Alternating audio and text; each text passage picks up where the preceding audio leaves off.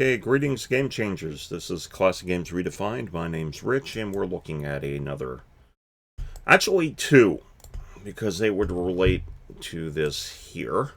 I might as well go over them because I've discussed them before, and I'm using checkers because one of them discussed here. I'm looking at the Marquisian Method and also formations. I figured that I'm going to use them because they're going to show more than one mutator together.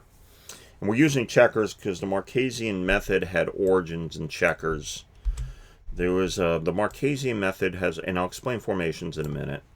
And you could apply checkers. It'd be more chess, but I use chess so much. But anyhow, let's go ahead and I'll go into the origins of the Marquisian Method. I discussed it before, but I want to have this officially as a universal mutator and show a different game.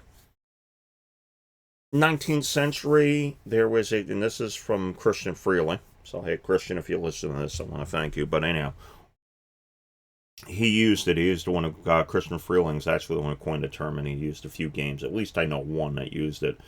But what the Marquis did, that was the guy there, he would hustle players to end up picking out endgame positions. Person would pick whatever side they do of the two, and he would hustle them and win because he knew both of them.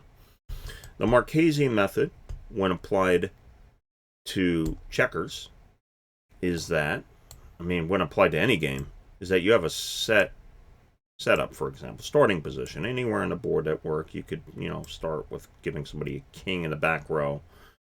And they would actually then pick the side they're going to play. One thing that happened, because it's a version of the pie roll, is the player doing it while they have control might consider theoretically being a disadvantage, because the other player should be skilled enough to pick out the position stronger. It punishes you to be as fair as possible. So it's very possible you could have a draw position, but you don't have to. So you end up arranging the board whatever way you want. You could take one man off, everything else here, so on and so forth. And you would do it that way, and you pick what side, or it could be normally whatever side you want. You could actually, you could actually play with a checker here. They did a game called Double Draughts where they move. You can do whatever way you want accordingly. You could start with a piece back here, and then the person picks the side for it. That's the Marquisian Method.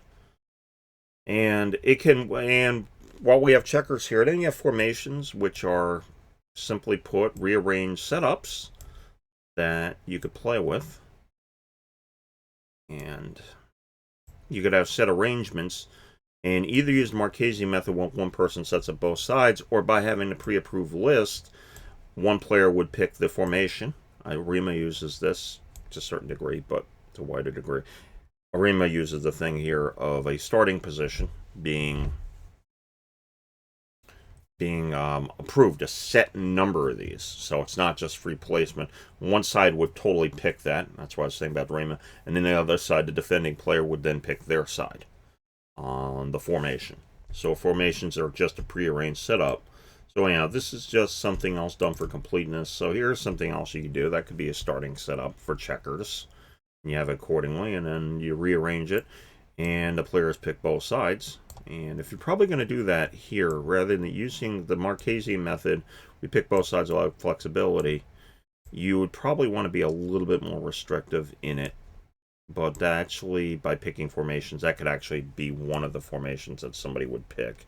But you'd have to, and amongst pre-approved, have a certain area of the board, like this first tree here, or this part and that part there. So you'd have to restrict it. So yeah, I just want to do this for completeness. The idea of formations and the Marquisian Method. I figure I'd do 2 for 1 because I'm discussing the same area. So anyhow, that's it. Not a big deal. Just wanted to get in here for completeness. So I do want to thank for watching, and may your die always roll 5.